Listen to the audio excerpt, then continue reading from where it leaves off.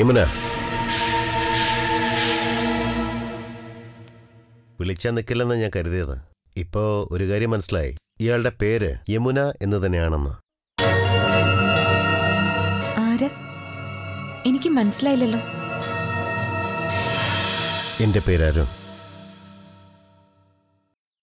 ഞാൻ കിച്ചുവിന്റെ ചേട്ടനാണ്.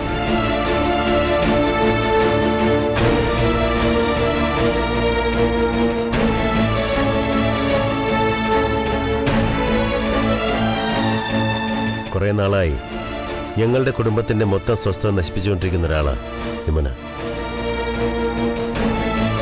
സത്യം പറ കുട്ടി, നീയും കിച്ചുവും തമ്മിൽ എന്താ ബന്ധം? അത് കിച്ചുവിനോട് ചോദിച്ചില്ലേ? ചോദിച്ചു. അവന് നിന്നെ അറിയില്ലെന്നാ പറഞ്ഞ.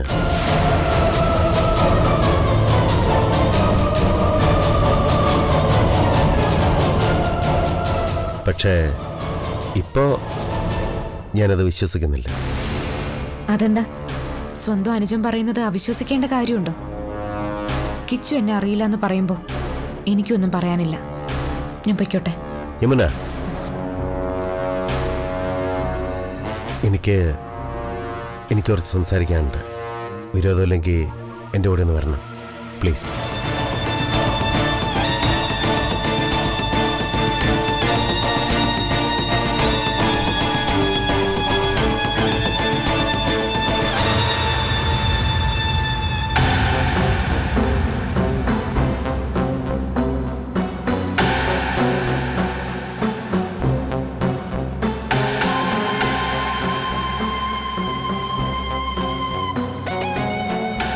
ഇവനെക്കുറിച്ച് ഞാൻ പലതും കേട്ടു. കിച്ചുവിൻ്റെ ഭാര്യയുടെ മരണത്തിൽ വരെ യമുനയ്ക്ക് പങ്കുണ്ടായേക്കാമെന്ന് പോലീസ് സംശയിക്കുന്നു. ഒന്നും ഞാൻ നിഷേധിക്കുന്നില്ല, ഒന്നും അവകാശപ്പെടുന്നുമില്ല. ഞാൻ ഇവിടെ തന്നെയുണ്ട്. ഞാനാണ് നിങ്ങളുടെ യമുനയെ കൊന്നതെന്ന് പോലീസിന് സംശയമുണ്ടെങ്കിൽ അവർക്കെന്നെ അറസ്റ്റ് ചെയ്യാം. എന്തും നേരിടാൻ കരുത്തുള്ളവൻ, ഏതോ മുൻവൈരാഗ്യത്തിൻ്റെ പേരിൽ എൻ്റെ അനിയൻ്റെ ജീവിതം തകർക്കാൻ വന്നവൻ, അതല്ലെങ്കിൽ അവൻ്റെ സ്വത്തും പണവും മോഹിച്ച് ഇല്ലാത്ത അവകാശം സ്ഥാപിക്കാനെത്തിയവൻ.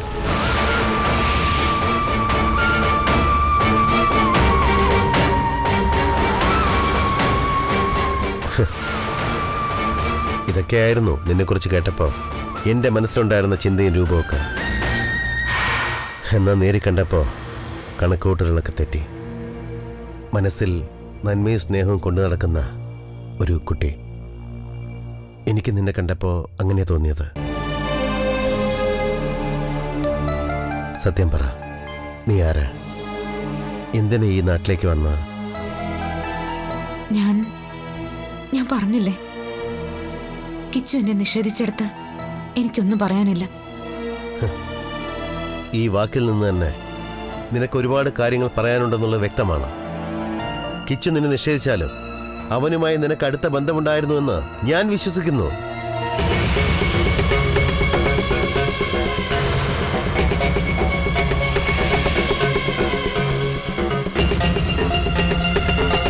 ഇന്നലെ നിങ്ങൾ തമ്മിൽ സംസാരിച്ചുകൊണ്ട് നിൽക്കുമ്പോഴാണ് ഞാൻ യമുനയെ ആദ്യമായിട്ട് കാണുന്നത്.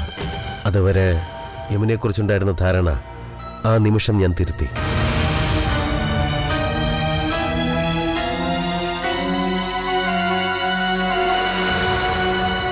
കിച്ചുവിനോട് ഞാൻ ചോദിച്ചു. അവൻ്റെ മറുപടി യമുന പറഞ്ഞ പോലെ തന്നെ. പക്ഷേ ഞാനത് വിശ്വസിച്ചിട്ടില്ല. അതുകൊണ്ടാണ് സത്യം അറിയാൻ യമുനയെ തേടി വന്നത്. റോഡിൽ വെച്ച് വിളിച്ചത് കേട്ടപ്പോൾ പെട്ടെന്ന് എൻ്റെ ഏട്ടൻ വിളിക്കുന്നതായിട്ടാ എനിക്ക് തോന്നിയത്. അതാ ഞാൻ നിന്നത്. അങ്ങനെ തന്നെ കരുതിക്കോളൂ. സ്വന്തം ഏട്ടനാണെന്ന് വിചാരിച്ചോളൂ. നീയും കിച്ചുവും തമ്മിൽ എന്തോ പ്രശ്നമുണ്ട്. അതെന്താണെങ്കിലും യമുന എന്നോട് പറ. ശരി, ഏത് ഭാഗത്താണെങ്കിലും ഞാൻ ആ ഭാഗത്ത് നിൽക്കും.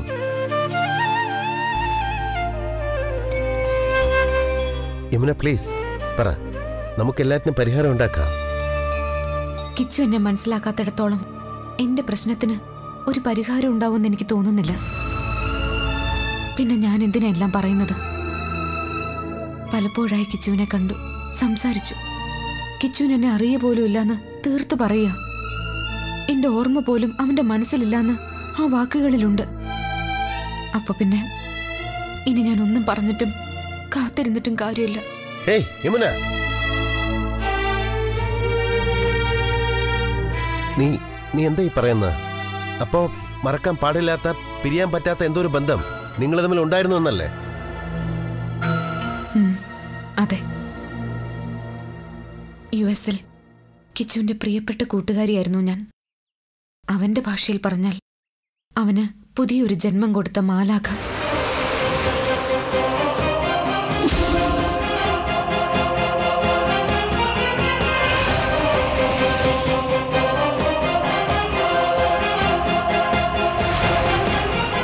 യുഎസില് നേഴ്സായിരുന്നു ഞാൻ. ഒരു ആക്സിഡന്റിൽപ്പെട്ട് ഹോസ്പിറ്റലിലെത്തിയ കിച്ചു ദിവസങ്ങളോളം എന്റെ കെയറിലായിരുന്നു.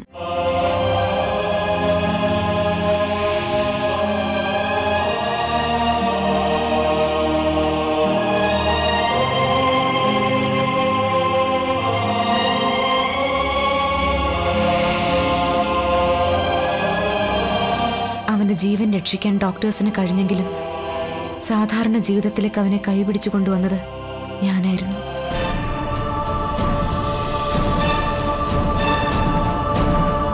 അന്ന് അവന്റെ മനസ്സിലും ചിന്തയിലും ഞാൻ മാത്രമേ ഉണ്ടായിരുന്നുള്ളൂ. ആ ബന്ധം വളർന്ന് ഞങ്ങൾ ഒരുമിച്ച് ജീവിക്കാൻ തുടങ്ങി.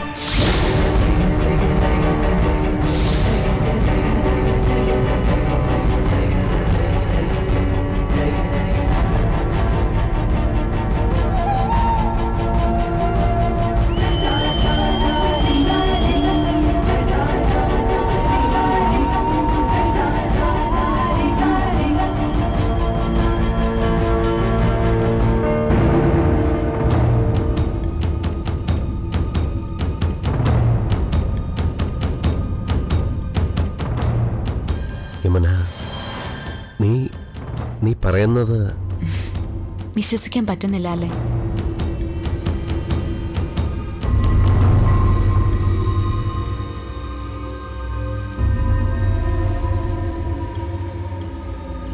ദാ അവശേഷിക്കുന്ന ചില തെളിവുകൾ.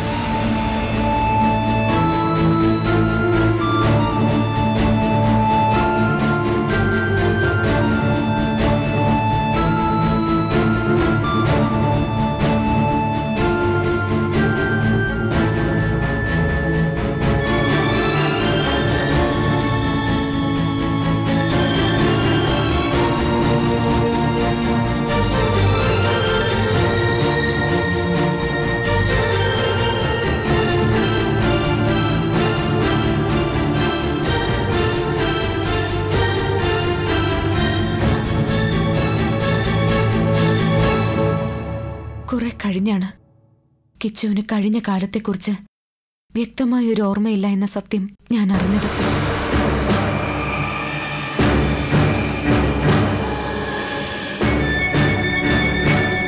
ആക്സിഡന്റിൽ സംഭവിച്ചതാണ്.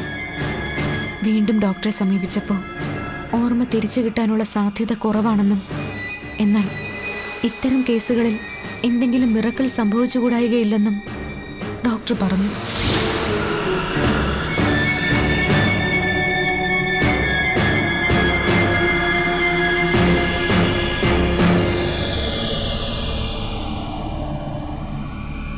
ഒന്നും ഞാൻ കിച്ചുവിനെ അറിയിച്ചില്ല.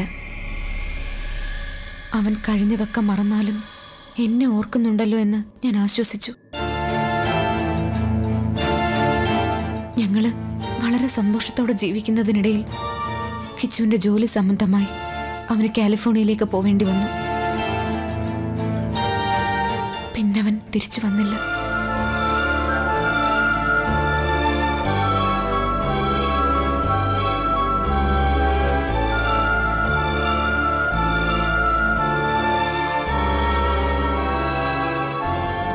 സുഹൃത്തുക്കൾ വഴി മറ്റും അന്വേഷിച്ചപ്പോൾ കിച്ചു നാട്ടിലെത്തിയിട്ടുണ്ട് എന്ന് ഞാൻ അറിഞ്ഞു.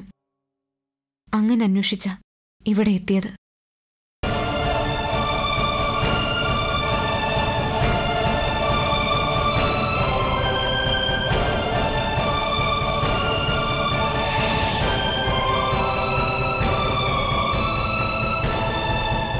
ഇവിടെ എത്തിയപ്പോ കിച്ചുവിന് ഭാര്യയും കുഞ്ഞും ഉണ്ടെന്നറിഞ്ഞു. പക്ഷെ അതറിഞ്ഞപ്പോഴുണ്ടായിരുന്ന നടുക്കത്തേക്കാൾ വലിയ നടുക്കം എനിക്കുണ്ടായത് കിച്ചുവിന്റെ ഓർമ്മയിൽ ഞാനില്ല എന്നറിഞ്ഞപ്പോഴും.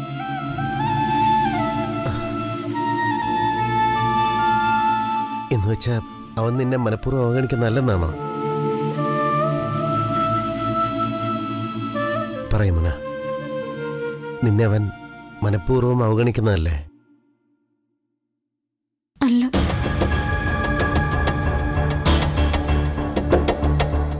ഇന്നലെ കിച്ചുവിനെ കണ്ടതോടെ ഞാനത് കൺഫേം ചെയ്തു. യുഎസിലെ ഡോക്ടർ പറഞ്ഞ ആ മിറക്കിൾ സംഭവിച്ചത് എനിക്ക് പ്രതികൂലമായിട്ട്. കിച്ചുവിന് പഴയതും പുതിയതുമായ എല്ലാ ഓർമ്മയുണ്ട്. ഇടയിൽ എന്റെ കൂടെ ജീവിച്ച ആ ചെറിയൊരു കാലയളവ് അവന് ഫെയ്ഡ് ഔട്ടായി പോയിരിക്കുന്നു.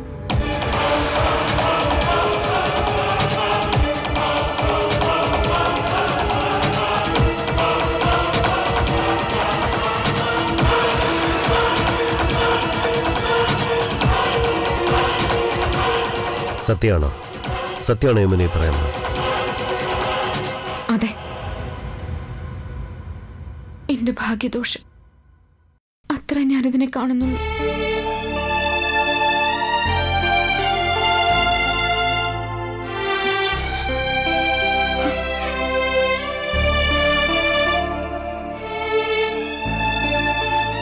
കിച്ചു നല്ലവനാ, സ്നേഹമുള്ളവന്. ആ നന്മയും സ്നേഹവും ഞാൻ അനുഭവിച്ചതാ. അതുകൊണ്ട് കിച്ചുവിനെ ഞാൻ കുറ്റം പറയില്ല. അവന്റെ മനസ്സിലിപ്പോ മരിച്ചുപോയ യമുന മാത്രമേ ഉള്ളൂ. എനിക്ക് ആ യമുനെ ഇല്ലാതാക്കാൻ വന്നവളുടെ സ്ഥാനവും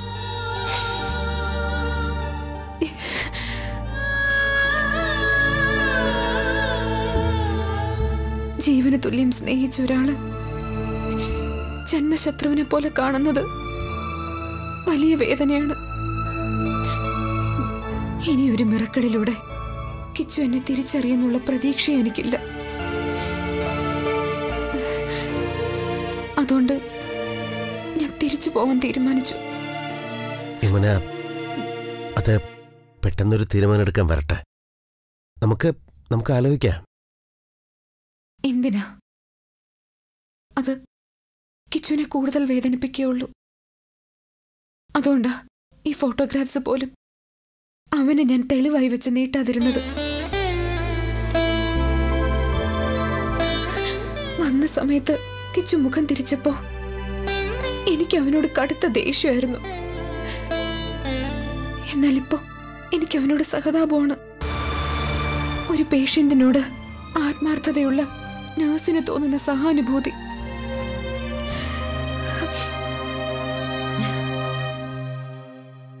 അരുണേട്ടാ, സോറി, എനിക്കങ്ങനെ വിളിക്കാലോ അല്ലേ? കിച്ചുവിനോട് ഇനി ഒന്നും പറയണ്ട. തിരിച്ചു പോവാൻ പോലീസിന്റെ പെർമിഷൻ വേണം. അത് കിട്ടിയാ ഞാൻ പോവും.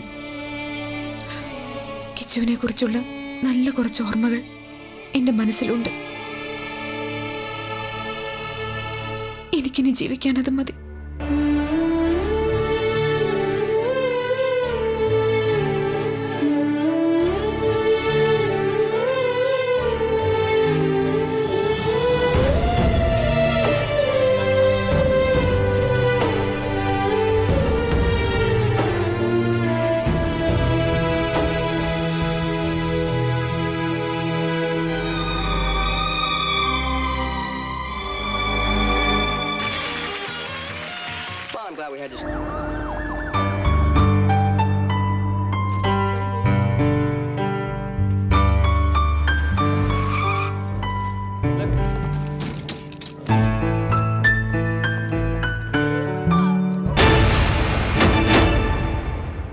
നാല് ചുറ്റുള്ള ഒരു നാണക്കേട് കൊണ്ട് നെറ്റോട്ട് ഓടുമ്പോ നീ ഇവിടെ ഇരുന്ന് TV കാണാല്ലേ? നാണക്കേടൊക്കെ മാറാൻ പോവാ. യമുന കൊലക്കേസിൽ പ്രതിയാക്കാൻ ഇനി ഈ വീട്ടിൽ നിന്ന് ആരെയും പോലീസ് കൊണ്ടുപോവില്ല. അതോടെ എല്ലാ നാണക്കേടും തീരുമെന്നാണോ നിന്റെ വിചാരം? പിന്നെ ഓ, എന്നെ തിരക്കി വന്ന ആ പെണ്ണിന്റെ കാര്യമാണോ? അവളുടെ കാര്യം ഏട്ടൻ വിട്ടേക്ക്. ഇനി അവൾ എന്നെ തിരക്കി വരില്ലെന്ന് എനിക്ക് നല്ല ഉറപ്പുണ്ട്. ആ, അതൊക്കെ പോട്ടെ. നിന്റെ അടുത്ത പരിപാടി എന്താ?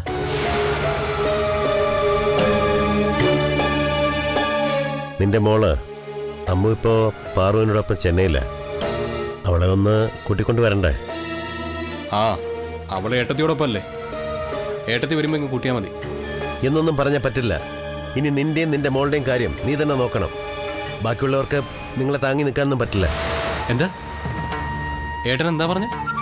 ഞങ്ങളെ താങ്ങാൻ പറ്റില്ലെന്ന്? അതെ, ഇനി അവരവരുടെ കാര്യം അവരവരെ നോക്കിയാൽ മതി.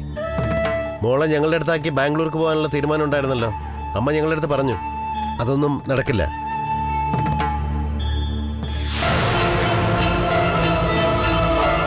നീ പോകുന്നിടത്ത് നിന്റെ കുഞ്ഞിനെയും കൊണ്ട് പോകണം. അല്ലെങ്കിൽ നാളെ അവളെ നീ മറക്കും. മനസ്സിലായി. ഇപ്പൊ ഏട്ടന്റെ ഉള്ളിൽ നിന്ന് ആരാണ് ഇതൊക്കെ പറഞ്ഞതെന്ന് എനിക്ക് നന്നായിട്ട് മനസ്സിലായി. അവള് യമുന. ഏട്ടൻ അവളെ ചെന്ന് കണ്ടതോ അതോ അവൾ ഏട്ടനെ തേടി വന്നതോ? രണ്ടായാലും ഒരു കാര്യം ഏട്ടൻ ഓർത്തോ, യമുന എന്ന പേര് പോലും അവൾ കടം കൊണ്ടതാ. അവളെ വിശ്വസിച്ച് ഏട്ടൻ എന്നെ തെറ്റുകാരനാക്കാൻ നോക്കിയാൽ തകരുന്നത് നമ്മുടെ കുടുംബവും ജയിക്കുന്നത് അവളുമായിരിക്കും. കിച്ചു, കിച്ചു എന്താ ഇത്? വിട. ഏയ് മോനെ, കിച്ചു. അരുൺ, എന്താ അരുൺ ഇതൊക്കെ? ഏതോ ഒരു പെണ്ണ് കാരണം എന്റെ മക്കള് തമ്മിൽ തല്ലുകൂടാൻ പോവാ? ഇല്ലമ്മേ, അങ്ങനൊന്നും ഉണ്ടാവില്ല. ഞാൻ എൻ്റെ മനസ്സിന്റെ വിഷമം കൊണ്ട് അവനോട് വാവിട്ട് എന്തൊക്കെയോ പറഞ്ഞു പോയി. അരുൺ മോനെ, അതിനു മാത്രം എന്താ മോനെ ഉണ്ടായത്? നീ ആ പെണ്ണിനെ ചെന്ന് കണ്ടു എന്നൊക്കെ ഇപ്പൊ അവൻ പറയുന്നത് കേട്ടല്ലോ. അതെ അമ്മേ, ഞാൻ അവളെ കണ്ടിരുന്നു, ആ യമുനയെ. എന്നിട്ട് അവൾ ആരാ? എന്താ അവക്ക് വേണ്ടത്? അവൾക്ക് വേണ്ടത് നമ്മുടെ കിച്ചുവിനെ തന്നെ.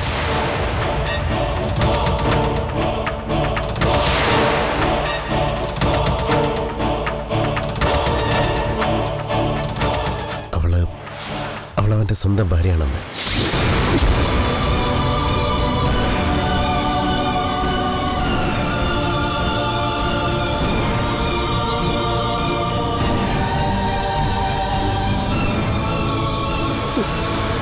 ഈശ്വര, ഞാൻ എന്തൊക്കെയാ കേൾക്കുന്നത്? മോനെ, നീ എന്ത് ഭ്രാന്ത് പറയാ? അല്ലമ്മേ, ആ കുട്ടി പറഞ്ഞ കാര്യങ്ങൾ ഭ്രാന്താണെന്നോ നുണയാണെന്നോ കരുതാനാവില്ല. അത്രയ്ക്ക് മനസ്സിൽ തൊട്ടാ അവൾ എന്നോടെല്ലാം പറഞ്ഞത്. എന്ത് പറഞ്ഞു?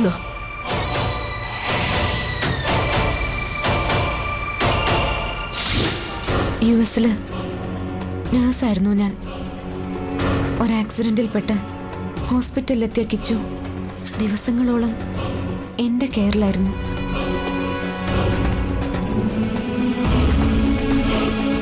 അവൻ്റെ ജീവൻ രക്ഷിക്കാൻ ഡോക്ടേഴ്സിന് കഴിഞ്ഞെങ്കിലും സാധാരണ ജീവിതത്തിലേക്ക് അവനെ കൈപിടിച്ചു കൊണ്ടുവന്നത് ഈ ഞാനായിരുന്നു. ആ ബന്ധം വളർന്ന് ഞങ്ങൾ ഒരുമിച്ച് ജീവിക്കാൻ തുടങ്ങി.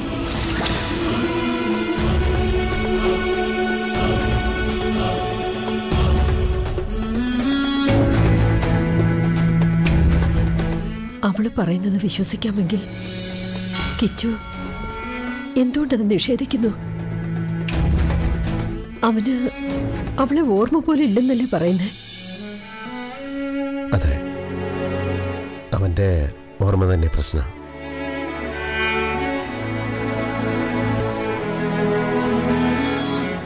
യുഎസിൽ വെച്ച് ആക്സിഡന്റ് സംഭവിക്കുന്നതിന് തൊട്ടു മുമ്പുള്ള ഒരു ചെറിയ പീരീഡ് കിച്ചുവിന്റെ മനസ്സിൽ നിന്നും പാടെ മാഞ്ഞു പോയിരിക്കുന്നു.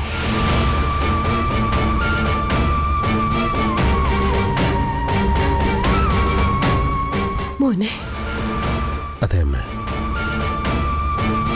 ഒരിക്കലും തിരിച്ചു വരാത്ത ഓർമ്മയുടെ ബലിയാടാ യമുന.